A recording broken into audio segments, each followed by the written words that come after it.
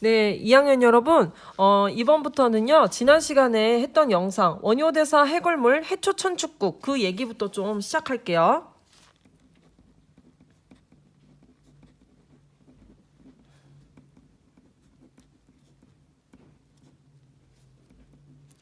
해초예요, 해초.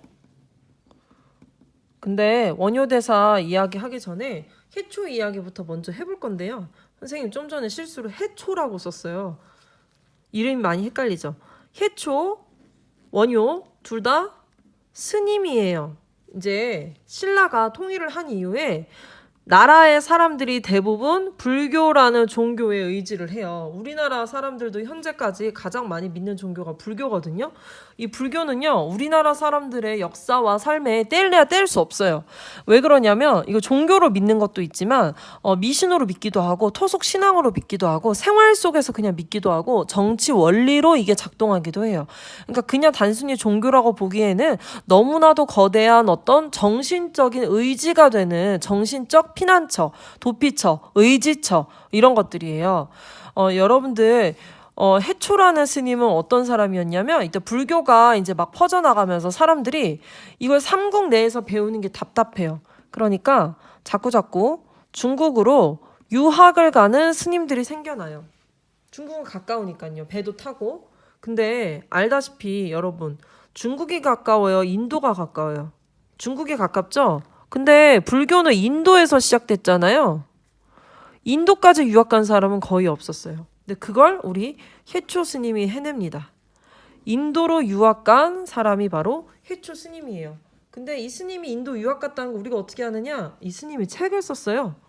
여기서 말하는 천축국은 인도를 얘기해요. 그런데 우리 4대 문명 공부할 때 혹시 기억나나요? 선생님이 인더스 문명하면서 무슨 얘기했냐면 글자가 해독이 안 된다고 했어요. 아직까지도. 왜냐면 인더스 문명이 되게 오래전인데 지금 현재 인도 그리고 과거의 인도 이 둘을 연결시켜줄 그 공백기 동안에 문자로 된 기록이 없어요. 문자가 없어요. 왜냐면 불교 특유의 또 브라만교 이런 힌두교 이런 종교의 영향 때문에 기록을 남겨서 못하니 어차피 인생 돌고 도는데 필요 없어. 다 반복될 뿐이야. 이런 식의 관점이 있기 때문에 문자 기록을 남기지 않았어요. 기록이 없으니까 중간에 이 글자가 어떻게 바뀌었는지 해독 자체가 불가능한 거예요. 근데 그나마 과거의 인도에 대해서 유일하게 좀 자세히 알 수 있는 기록이 바로 이 해초의 여행기입니다. 해초라는 스님이 인도를 왕복해서 갔다 와요. 왕복. 가고 오고 왕오라고 해요. 어디를? 인도를 천축국을 가서 쓴 이야기 그게 바로 왕오 천축국전입니다. 왕오 천축국전 아시겠어요? 네, 근데 이게 발견된 스토리도 되게 재밌어요. 이게 원래 세상에 있는지 몰랐거든요. 왕오 천축국전이. 그러니까 한자로 쓰여진 책인데 이게 어디 남아있겠지만은 뭐 원본이 있어야지 알 수 있는 얘기 아니에요? 근데 중국의 그 청나라 말기에 중국의 문화재와 문화 유적을 노리는 도굴꾼 또는 발굴꾼 또는 순수하게 학문을 연구하고 싶어하는 서양인들이 미친 듯이 중국으로 몰려드는데 어떤 동굴에서 굉장히 우연히 발견됐어요. 그 동굴에 수만 권의 이런 식의 기록이 남아 있었는데 그 서양인이 너무너무 천재적이어가지고 중국어, 뭐 인도어, 영어, 뭐 무슨어 해서 9개 국어를 하는 서양인이었대요. 그래서 거기다 이제 뇌물을 주고 거기 있는 거를 좀 가져갈 수 있게 그럼 이제 무거우니까 뭐는 가져가고 뭐는 못 가져갈 거 아니에요. 그래서 밤새도록 이렇게 훑어보면서 중요한 것만 대충 추려내서 갖고 온 것 중에 이 왕호 천축국전이 들어 있었다고 하네요. 자, 그러면 해초 천축국에 대해서는 설명이 됐죠. 그 다음에 원효대사와 의상대사 이야기를 좀 해볼게요. 원효는 얘기를 많이 들었을 텐데 이 의상과 친구였어요. 둘이 같이 당나라로 유학을 가려고 했었어요. 의상과 원효가. 본명은 다 달라요. 이 의상, 해초, 원효 이런 이름은 모두 불교식 스님이 됐을 때 이름이에요. 천주교나 이런 친구들은 알겠지만 성당에 세례명 있잖아요. 교회도 있지만 그런 것처럼 불교에 들어가면 법명이라고 해서 주어지는 이름이 있어요. 그 이름이에요. 그런데 이 원효와 의상이 당나라 유학 가려고 이제 하는데 항구에서 머무르잖아요. 배가 뜰 때까지. 뭐 날씨가 안 좋을 수도 있고. 근데 이제 하룻밤은 동굴에서 자는데 둘이 이제 곧 당나라 유학을 떠나기 직전이에요. 근데 이제 원효가 자다가 목이 너무 마른 거예요. 자다가 목 마르면 되게 귀찮잖아요. 그래서 팔을 더듬더듬 해봤더니 거기 머리맡에 바가지가 있었고 그 바가지에 들어있는 물을 원효가 너무 달고 맛있게 마셨대요. 자다가 목마르니까. 근데 다음날 일어나서 의상한테 어제 그 날 위해서 물 떠다 놓은 거냐, 고맙다, 나 잘 마셨다. 그랬더니 의상이 깜짝 놀라면서 뭐 마신 거냐고, 지금 우리 물 없었다고. 봤더니 그 동굴 속에 해골 바가지가 있었는데 그 해골 바가지에 시체 썩은 물 또는 동굴에서 떨어진 물이었겠죠. 그게 담겨 있었다는 거예요. 그러니까 이제 그 실체가 뭔지 알고 나니까 원효가 미친 듯이 욕지기를 해요. 구역질을 하게 되는 거예요. 근데 원효가 구역질을 하면서 문득 깨달음을 얻어요. 깨달음. 자, 원효가 뭐를 깨닫느냐? 모든 것이 마음먹기에 달렸구나. 내가 어젯밤에는 그렇게 달고 맛있는 물이, 똑같은 물이 다음날 아침에 그게 해골물이라는 걸 알고 나니까 내가 토하는구나. 인간의 마음이 이렇게 간사하구나. 그러니까 내 마음만 잘 다스리면, 한 가지 마음으로 잘 붙들고 있으면 부처가 되는 것은 일이 아니구나라는 깨달음을 얻게 돼요. 그러니까 원효 입장에서 이미 깨달음을 얻었기 때문에 유학을 갈 필요가 없어요. 그래서 의사에게 얘기합니다. 나 유학 안 가. 그때부터 원효가 이상한 짓을 하면서 돌아다녀요. 여기저기 막 머리도 기르고요, 술도 먹고요, 고기도 먹고요. 스님들 원래 그런 짓 안 하잖아요. 그러면서 여기저기 다니면서 사람들한테 뭐라고 얘기를 하느냐? 나무아미타불 관세음보살, 나무아미타불 관세음보살, 세이 나무아미타불, 세이 나무아미타불 관세음보살. 이 얘기를 계속하면서 돌아다녀요. 사람들 사이에서. 근데 나무아미타불 관세음보살은 이 불교를 아무것도 모르는 여러분들도 아마 들어본 적 있을 정도로 쉬운 말이에요. 근데 원효가 주장하는 게 뭐냐? 누구나 부처가 될 수 있다. 누구나 마음속에 부처님의 조각이 있어서 자신이 깨달음만 얻으면 부처님이 될 수 있다.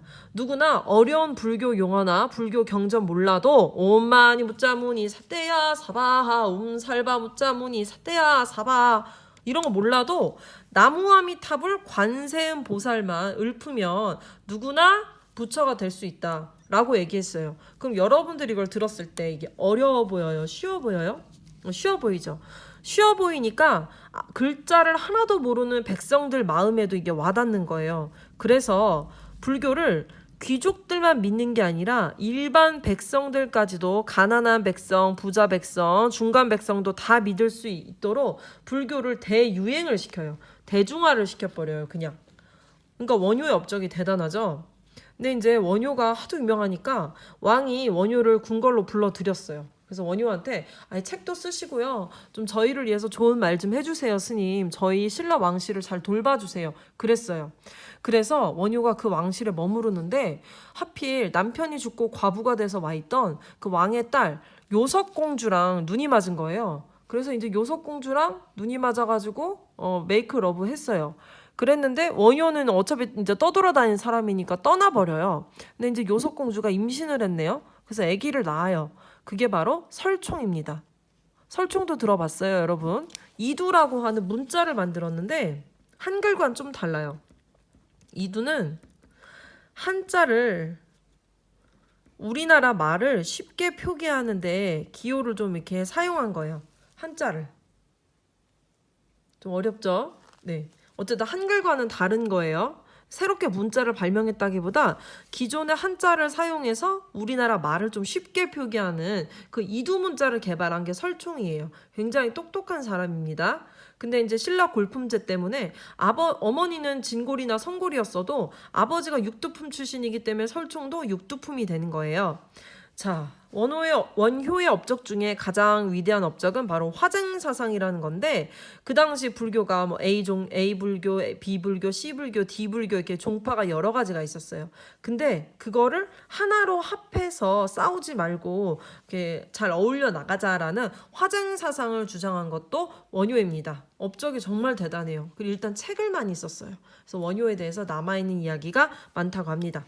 그러면 같이 유학 가기로 했던 의상은 어떻게 됐느냐? 자, 포스트잇 크기 보면 알 수 있죠. 원효는 4개예요. 의상 2개예요. 누가 더 유명해요? 저 원효가 더 유명하죠. 의상은 예정대로 당나라로 유학을 갔고요. 당시 당나라에서 유행하던 화엄종, 그러니까 불교의 한 종파예요. 방법이에요. 조계종, 뭐 천태종 하듯이 이 화엄종의 사상을 공부해서 우리나라로 돌아와서 신라만의 화엄종을 열게 돼요. 그러니까 이제 이 사람이 이 신라 화엄종을 이끄는 어떤 거두가 돼버린 거죠. 그리고 부석사를 비롯해서 정말 많은 절을 지어요. 부모님 따라서 문화재나 문화유적 이제 그 답사나 여행 가다 보면 알겠지만 우리나라 절 중에 한 70%는 다 의상이 만든 것 같아요. 어느 절이든 다 의상대사 시기에 건립됐고 이런 식의 말이 나오거든요. 믿거나 말거나. 이 신라 화엄종은 왕권을 뒷받침하는 역할을 했어요. 아마도 의상대사의 출신과 신분도 진골 출신이지 않았을까 이렇게 유추를 합니다. 자, 여기서 알 수 있는 건 뭐냐면 지금 선생님이 뭔가 사진을 보여주고 이런 게 아니라 지금 계속 말로 했죠. 무슨 말이냐면 불교가 좀 더 철학적으로 그리고 단순한 게 아니라 세분화돼서 그리고 좀 더 백성들의 삶에 밀접하게 번져나가는 게 통일신라 시대의 모습이라는 거예요. 네, 그래서 원효와 의상 그리고 해초까지 이야기 마무리 짓고요. 다음번에는 여러분들에게 불국사 이야기를 좀 해줄 수 있었으면 좋겠습니다. 이상입니다.